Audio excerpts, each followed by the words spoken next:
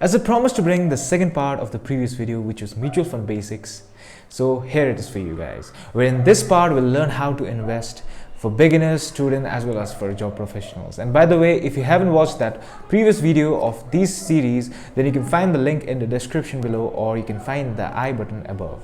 So what's going on, guys? This is Vivek, your host, and welcome to my channel. And as we understood, in order to start with these investments, we require to have a long-term goal, which we can look upon, say, after 10 years from now, or say something like smashing that like button for YouTube algorithm, which in case both are correct. So these are some easy steps to follow to start investing into mutual funds after you determine your goal, also after hitting that like button to this video. Decide your money allocation. So in order to start investing into these mutual funds, you need to allocate your money, which means to decide how much you want to put your money into these investments. Whether you want to invest a certain fixed amount on a regular basis, which is also known as SIP or systematic investment planning, or you want to put once as a whole and just leave it to grow, which is also known as lump sum. So you can opt for whichever way you are comfortable with. For example, let's say you're very bad at saving and you can't do anything about it, but for some reasons you got a very good amount of cash in your hands, which you could have earned through your festival bonus, or say something like you won a lottery ticket. So in that case, you can go for lump sum, where you put your money into these investment funds and just leave it to grow. Otherwise, SIP is what most prefers. So if you were a student, maybe in your college years or high school days, then it's not impossible for you to save at least 500 to 1000 rupees per month, which you could have earned through taking part-time jobs or any other stuffs. So if you are able to do this and invest at least 500 to 1000 rupees per month into SIP, which usually starts at 500 rupees per month, then you can end up making a good amount of returns in the near future. Because in the field of investing, it is said that as early as you start, the odds are in your favors. And even if you're a job professional, it wouldn't be hard for you to save and invest at least 1500 rupees to 2000 rupees per month into SIP. So here's a figure that shows how much you can make in 10 years of investing with the amount that I've mentioned above, and taking annual average returns to be 15%. So you might be thinking that these figures are too less and it's insignificant for you to invest and save for all these long years.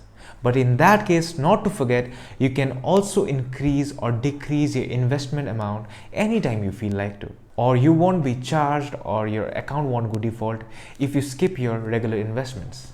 So it depends upon you by how much you can increase your streams of income level, so that you can increase your savings as well as your investment amount. So after you decide and finalize your money allocation, the second step is to choose the type of fund you want to invest on. So choosing a fund type is one or the other way of choosing your risk factors.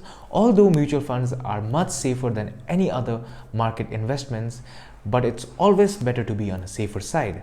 So considering your investment objectives, there are about 7 funds available to us, which are growth or equity funds, fixed income funds or debt funds, tax saving funds, balance fund, gilt funds, money market or liquid funds, and exchange traded funds, which we will surely cover about all these in later coming episodes. So what's important to understand here is that if you are a student, you can go for equity or growth fund, where these funds are invested into stocks and equity market.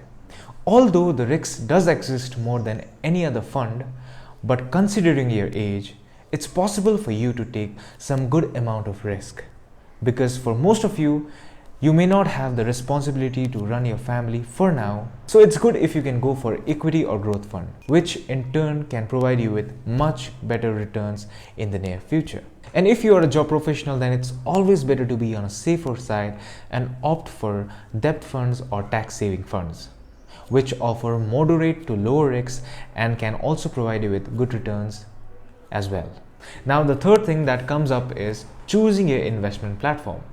Now you see, what most people are confused about is where to start this investment. So the answer is you can start it right away in your banks where you have your primary account. It can be SBI or Axis or any other banks, which are indeed an offline process. Or you can also go for online platforms such as Zerodha or Grow, which are actually a discount brokerage sites. Now, what's the difference between these two platforms is that the offline process or the bank charges you a little bit more than what discount brokerage sites could charge you in terms of taxes.